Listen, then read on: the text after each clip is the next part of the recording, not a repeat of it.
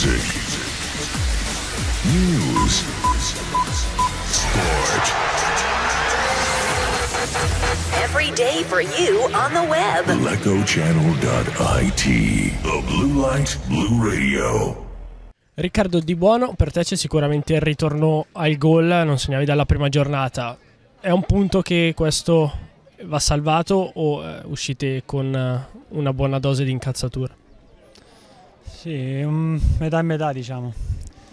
Siamo partiti benissimo, forse abbiamo sottovalutato l'avversario, non lo so. Poi alla lunga abbiamo fatto la nostra partita.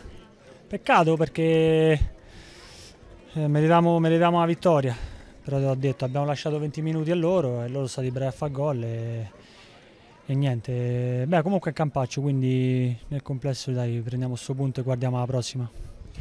La prossima si giocherà ovviamente tra 7 giorni contro la Folgore Caratese, sarà un'altra sfida. Forse sarà il primo big match che affronterete in questa stagione contro una squadra ferita. Lecco oggi si è fermato, mercoledì in Coppa ovviamente ha conosciuto un po' la sua prima delusione della stagione. Sarà già una bella gara. Sì, beh, si è fermato. Volevamo vincere tutte, però sapevamo che non è così, insomma, te l'ho detto prima, in campaccio va bene il punto. Per quanto riguarda domenica, mo azzeriamo questa e pensiamo a Caratese perché è una squadra importante. All'inizio è stata costruita per vincere, comunque è partita un po' con l'handicap, però rimane un'ottima squadra, quindi noi dobbiamo ritornare a fare sicuramente 3 punti, quindi da martedì pensiamo subito a loro. Al di là del gol che hai segnato, 2 sono stati gli episodi che ti hanno visto coinvolto. Quello della simulazione presunta, sei stato ammonito e probabilmente non era così da ammonizione, poi anche quella che ti ha visto protagonista dell'assist a Lella, che era andato in rete, è stato però annullata la marcatura. Ecco, se ci puoi dire un po' le tue sensazioni. Sì, beh, la simulazione è incredibile perché io ho sentito insomma il tocco sul ginocchio e se non vuoi da rigore non fischi, non mi sembra un po' troppo eccessiva la simulazione, vabbè, fatto sta scelta l'arbitro, accettiamo. Quanto riguarda quella di Tommy non lo so, te dico, non te so dire se era fuori gioco, peccato perché sarebbe stato veramente bello, però non lo so, dal campo sinceramente quella di Tommy non so se era fuori gioco. Grazie Riccardo, complimenti per il gol, buon lavoro. Grazie a voi. Ciao. Marco, sei entrato nel momento di maggior difficoltà della squadra, doppio cambio del mister nel primo tempo, tra l'altro non una cosa che si veda molto spesso. Se non altro il tuo campo ha dato un po' una sferzata dal punto di vista dell'agonismo, perché fino a quel momento vi era un po' mancato. No, ma tutto è nato da Gulo che ha avuto questo problema al piede, il mister ha messo me e Elisa e niente. Abbiamo dato il massimo, ai miei compagni non posso dire nulla, abbiamo lottato fino all'ultimo minuto su ogni palla, anzi abbiamo pure rimontato facendo l'1-1, questo era un campo difficile e niente, fuori casa un punto importante questo. Arrivate da una partita comunque pesante, con la giocata mercoledì contro il Mantova e in condizioni fisiche forse un po' precarie, tu avevi un affaticamento, Caponi era rimasto fuori, insomma oggi forse avete pagato anche un po' dazio dal punto di vista fisico, al di là dei primi 20 minuti in cui è sembrato abbastanza lampante che il vostro approccio non è stato ottimale. Sì, può essere perché comunque abbiamo giocato una partita in più, come detto te l'infrasettimanale di Coppa Italia col Mantova e niente, giustamente eravamo un po' più stanchi. Però secondo me non si è visto neanche chissà quanto, anzi anche Ricky l'ha visto bene, ha fatto pure il gol, niente. Punto importante, ripeto, non è una sconfitta sicuramente. Grazie mole, buon lavoro. Grazie a voi.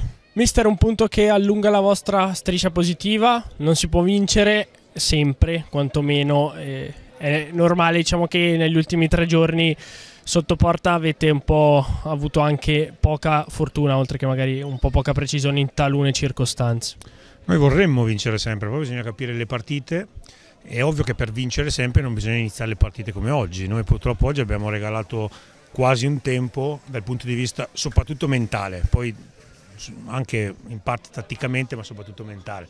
In quel momento in cui tu non fai bene pigli anche gol, su anche una bella giocata loro, poi mica facile da ribaltare la partita, anzi in giornate come questa rischi di perdere tante volte più che di vincere, quindi va bene il pareggio, va bene il punto, va bene aver rischiato anche di vincere perché abbiamo avuto anche poi una mole di un possesso palla e una superiorità nella loro metà campo secondo tempo abbastanza tangibile, però è una squadra fresca che ripartiva bene, che poteva sempre farti male in contropiede, quindi va bene il punto e andiamo avanti cercando di capire perché abbiamo iniziato la partita così, non perché non si è riusciti a vincerla, ecco questo io penso.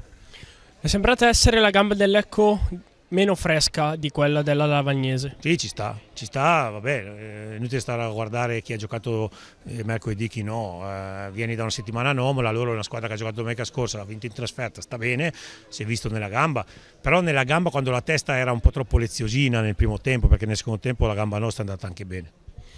Perdi Perez ha preso un calcio dopo un paio di minuti e l'ha dovuto sostituire. Dopo 20 minuti si è fatto tutta la partita seduto da parte alla panchina con una faccia che è tutto un programma. Sì, adesso cerchiamo di capire se è un po' un fastidio ancora la volta a plantare, magari oggi il campo era un cemento e quindi probabilmente non era la superficie ideale. Mercoledì ha fatto bene, non ha sentito niente, oggi è stato un po' di fastidio. Poi onestamente in quel momento lì ci stava un po' più di agonismo, un po' più di gamba, abbiamo preso la palla al balzo per non arrivare neanche alla fine del primo tempo, ma non per perdere, in generale per dare un segnale subito alla squadra per non perdere tutto il primo tempo. Penso che sia Lisa sia Modelli sono entrati con la carica agonistica giusta e hanno trasmesso anche agli altri quel cambio di tendenza che serviva in quel momento lì.